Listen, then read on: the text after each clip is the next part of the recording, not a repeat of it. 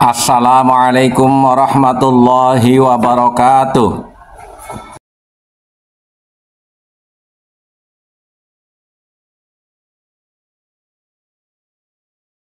Gus Aziz Jazuli mengkritisi salah satu ceramah Gus Baha terkait nasab Habib Dabolowi, sejarah Yaman, dan sejarah Wali Songo. Suatu hal yang biasa sesama orang pandai untuk memaparkan kebenaran apa yang dia ketahui.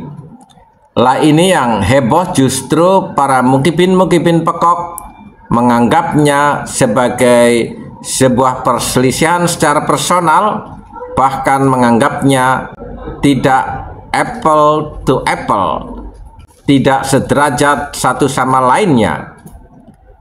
Padahal kita pahami bersama, mungkin Gus Baha dalam konteks keilmuan tafsir dan fikih, beliau tidak diragukan lagi sangat mumpuni.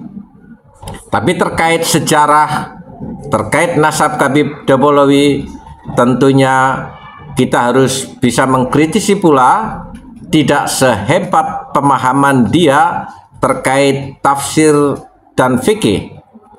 Pada sisi tertentu ada sosok Kiai muda Gus Aziz Jazuli, secara keilmuan dan pengalaman personalnya terkait sejarah Yaman, sejarah Habib Dabolowi, dan sejarah Wali Songo, dia lebih mumpuni. Jadi konteksnya kita idza fuwidul amru ila ghairi ahlihi fantadiris sa'ah. Kembalikan segala sesuatu kepada yang memang ahlinya.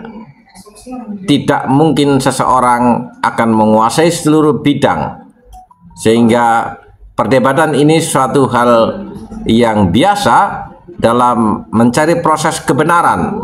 Tidak seheboh ketakutan para mukibin dengan ramainya perbincangan terkait pernasaban ini semakin merungkap para Habib Dabolowi yang memang sampai hari ini tidak bisa memberikan fakta dan data atas klaim mereka sebagai dzurriyyah Rasul Sallallahu Alaihi Wasallam.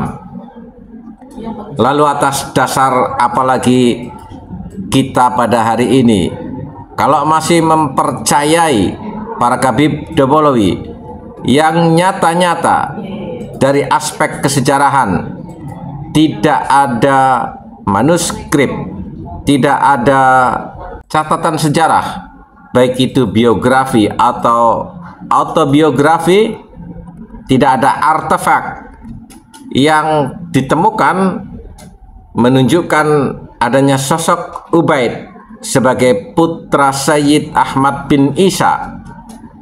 Bahkan dalam jurnal biologi haplogrup para Habib Dabolowi sebagai orang Arab pun bukan, sehingga sangat mustahil para Habib Dabolowi ini sebagai keturunan baginda Nabi Muhammad Sallallahu Alaihi Wasallam.